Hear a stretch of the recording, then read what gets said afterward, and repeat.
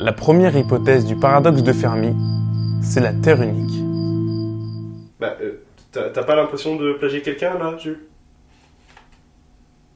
Pourquoi Non mais, enfin, là, c'est Astronogeek. Un peu, oui. Tant mieux, Bon, je reprends. Bonjour tout le monde, bienvenue sur cette vidéo. Alors, comme vous l'avez remarqué, aujourd'hui, je ne suis pas dans mon décor habituel. En effet, je suis dans un autre décor, donc je ne suis pas chez moi, et pour les 4 vidéos en réponse des hypothèses du paradoxe de Fermi, je ne serai pas dans mon décor habituel. Rappelez-vous, le 23 mars, je vous ai dit qu'on avait envoyé un disque d'or dans l'espace. Je vous ai dit que c'était celui de Joule, c'est pas celui-là. Sur ce disque d'or, il y avait plein d'infos sur nous. Ensuite, dans la même vidéo, je vous ai dit qu'il ne serait jamais trouvé, enfin qu'il y avait quand même peu de chance, parce qu'il fallait déjà l'intercepter, et même, ça se trouve, il y avait personne. Et donc, à la suite de cette vidéo, le 30 mars, j'ai sorti une vidéo sur le paradoxe de Fermi, et je vous expliquais en gros en quoi il consistait. Et je vous ai donné plusieurs arguments en faveur du paradoxe de Fermi. Aujourd'hui, dans cette vidéo, on va creuser un argument, et on va dire qu'il y a 4 gros arguments, et on va en creuser un seul dans cette vidéo. Les 3 autres vidéos seront pour les 3 restants, vous l'avez compris. Pour rappel, le paradoxe de Fermi nous dit ça. S'il y avait des civilisations extraterrestres, leurs représentants devraient déjà être parmi nous. Or, il n'y a personne, où sont-ils donc? Je rappelle juste que pour la sortie de ces vidéos, je sais pas encore comment je vais faire. Est-ce que je vais sortir les 4 à la suite? Est-ce que je les sortirai un peu quand je voudrais? Je sais pas, on verra encore. Dites-moi dans les commentaires, franchement ça peut m'aider. Voilà, le petit aparté est fini, on reprend. Donc on attaque l'hypothèse numéro 1, la Terre est unique.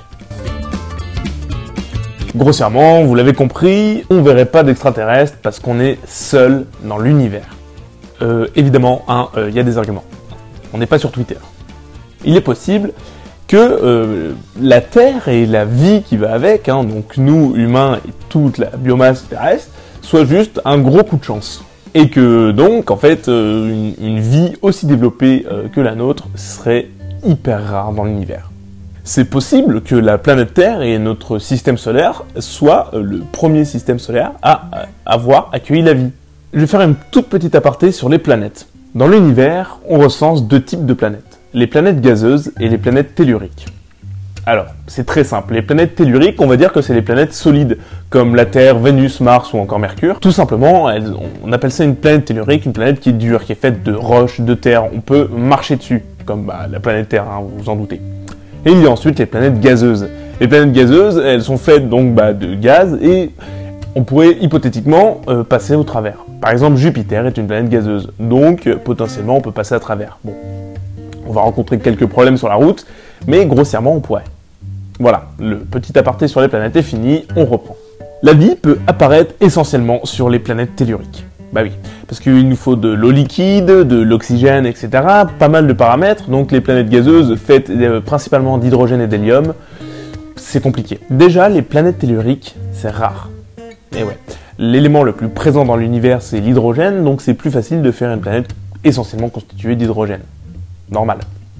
Donc, les planètes telluriques, c'est rare, et il faut beaucoup de matériaux dessus. Nous, sur la Terre, on a énormément de chance, car il y a énormément de métal.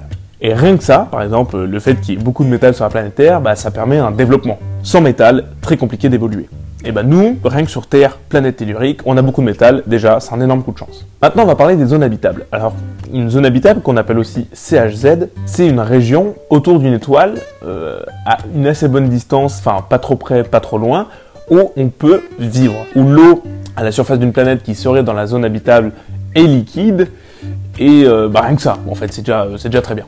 Il faut déjà une bonne CHZ autour d'une étoile, ce qui est rare, donc assez grosse quand même, il faut quand même une bonne distance. Et ensuite autour d'une galaxie. Et ouais, si t'es trop près du centre galactique, tu meurs. Hop, je vous fais une petite pause ici, car j'ai oublié de record avec ma caméra, donc je vous la fais en voix off. Alors, je vous explique que, dans la périphérie de la galaxie, on peut vivre, et vers le centre, non, car tout simplement, au centre des galaxies, il y a beaucoup d'objets célestes qui peuvent détruire la vie sur une planète sans problème. On parle de trous noirs, de pulsars, d'étoiles à neutrons. Bon, pulsars et étoiles à neutrons, c'est à peu près la même chose. De quasars et des objets célestes qui peuvent faire des sursauts gamma, soit des grosses ondes, pas bien du tout, on va dire, qui peuvent détruire la vie sans problème.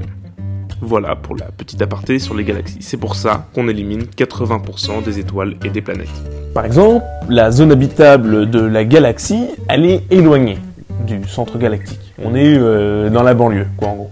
Et donc, si on prend juste la zone habitable de la galaxie, il reste plus que 20% des étoiles et des planètes de la galaxie. Donc, on a éliminé 80% du reste. Donc là, c'est pas mal, hein. On réduit quand même beaucoup, donc ça montre encore qu'on a de la chance d'être dans la périphérie de la galaxie. Ensuite, au bord de l'étoile, si on était un peu trop proche, eh ben, il ferait 400 degrés à notre surface. Vénus, c'est invivable, il fait 430 degrés à la surface. Si on est un peu trop loin, comme Mars, eh ben voilà, il fait moins 60. Compliqué, hein, parce qu'à 430 degrés, l'eau, c'est de la vapeur, voire même il n'y en a pas du tout, et à 60 degrés, c'est de la glace, et la vie ne se développe pas dans la glace. Sur Terre, on a beaucoup de chance, l'eau est liquide, au pôle glacé, mais au final, vu que le climat est tempéré de partout, bah, c'est tranquille, et il fait ni trop chaud ni trop froid. Franchement, on est plutôt bien.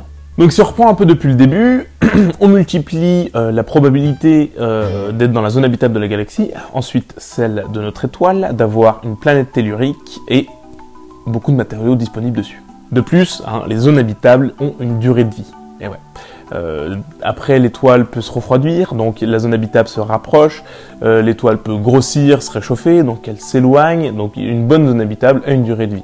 La nôtre, on considère qu'elle a entre 4 et 6 milliards d'années de vie. On a assez de temps pour développer la vie. Un autre argument de la planète unique, c'est la Lune.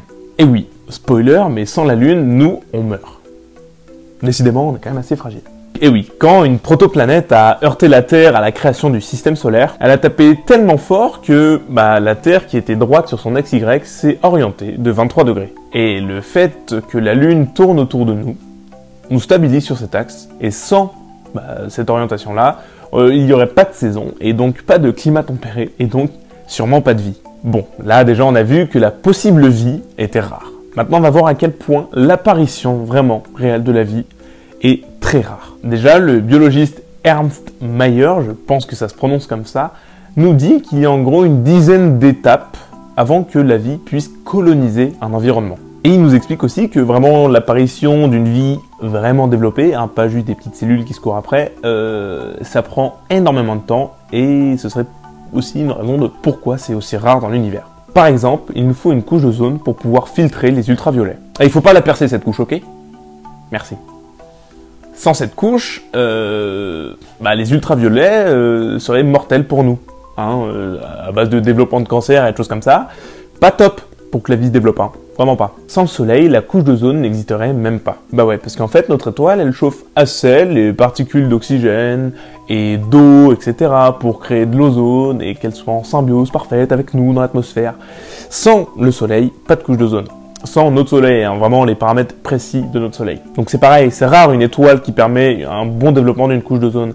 Et il faut aussi un bon taux d'oxygène dans l'air, hein, parce que l'ozone c'est 3 atomes d'oxygène. Donc faut qu'il soit bien répandu dans l'atmosphère, qu'il ait bien eu le temps de s'agencer comme il faut, grâce au soleil, etc. Enfin c'est un bordel sans nom, vraiment. Bref, imaginons que tous les paramètres soient là pour que la vie apparaisse. Et bien maintenant, il faut que la vie apparaisse. Il faut le premier être vivant. Nous, sur Terre, il y a eu l'explosion cambrienne. Et en fait, ça a marqué tout simplement le début de la vie. Vraiment, c'est tout simple. Rien que ça. Ouais. Il y a eu au départ des cellules eucaryotes, qui sont ensuite, au fil des années, voire des milliers d'années, transformées en cellules prokaryotes. Ensuite, des cellules un peu plus intelligentes, les bactéries, etc. Fallait que ça se développe, tout ça. Rien que ça prend un temps de ouf. Ensuite, on rajoute à ça la tectonique des plaques. Et oui, sans tectonique des plaques, pas de vie non plus.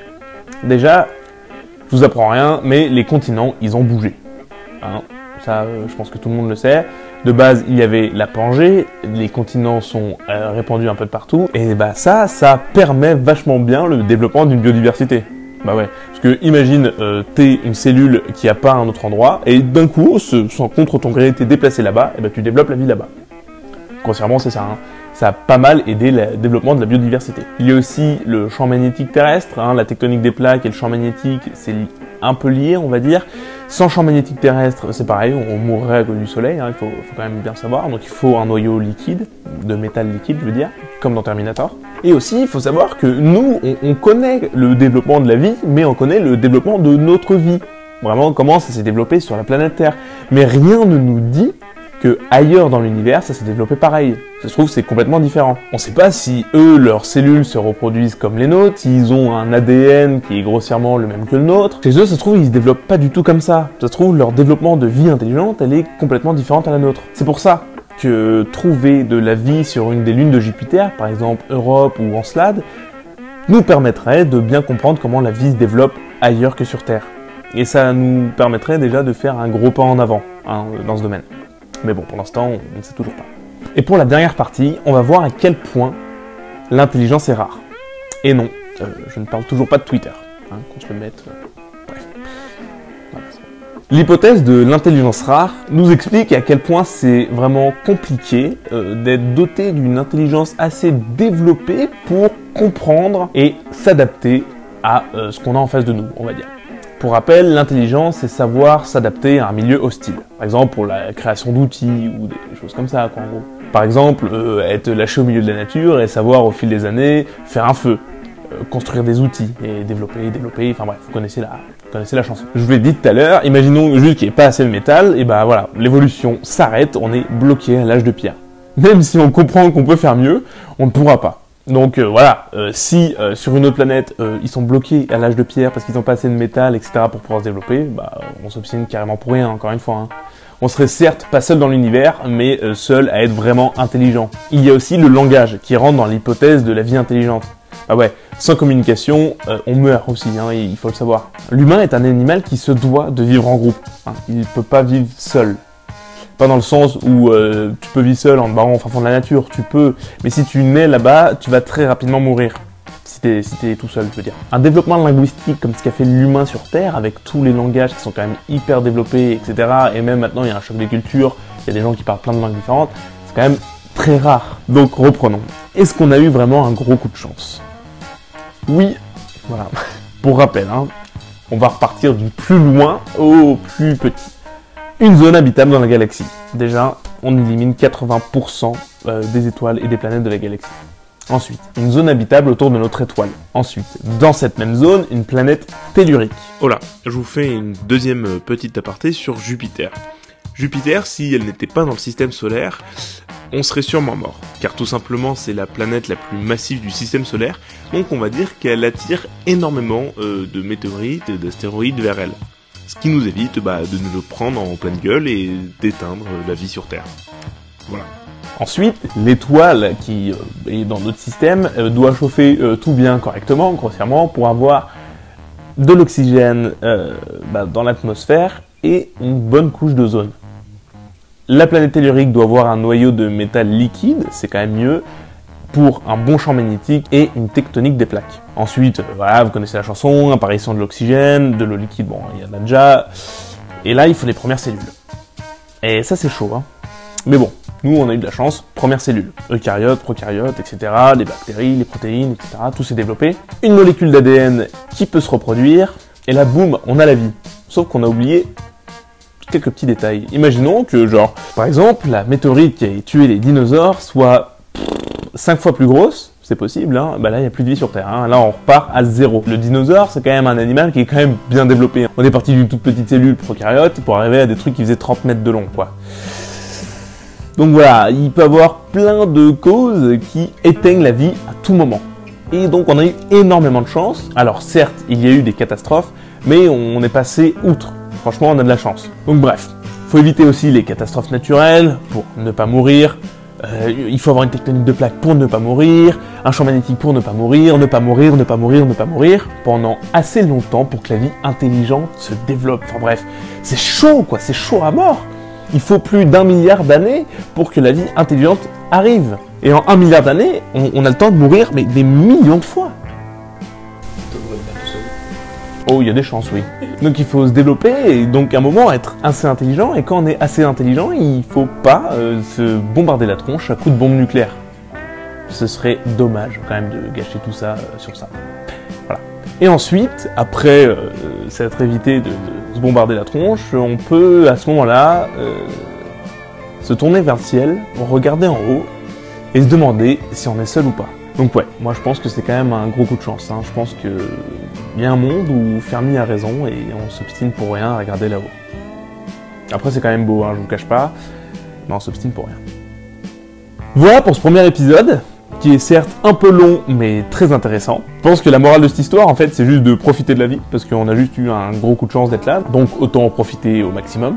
Les autres hypothèses et les autres arguments sont en préparation. Moi, je vous laisse avec cet épisode, donc. Et je vous dis à la prochaine, tout simplement. Allez, bisous tout le monde. On reprend depuis le début.